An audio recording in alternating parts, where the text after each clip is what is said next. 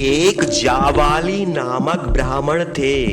वह ब्राह्मण भगवान राम से धर्म के विरुद्ध क्या वचन कहते हैं। जावाली ब्राह्मण कहते हैं कि संसार में कोई किसी का सगा नहीं है, किसी से किसी को कोई लाभ नहीं है।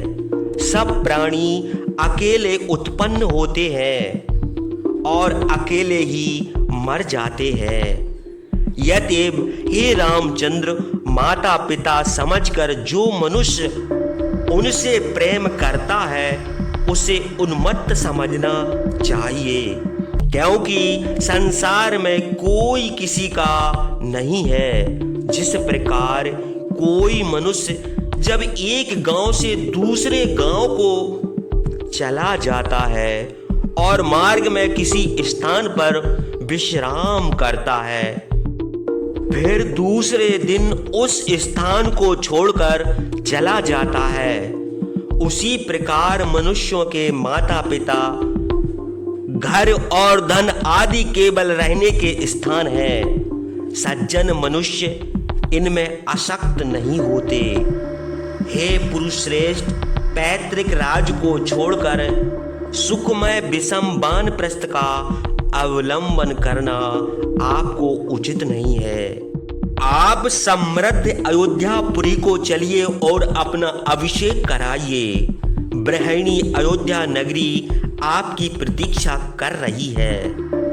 हे राजकुमार, जिस प्रकार स्वर्ग में इंद्र राज करते हैं उसी प्रकार आप श्रेष्ठ राजभोग का अनुभव करते हुए अयोध्या में विहार करें।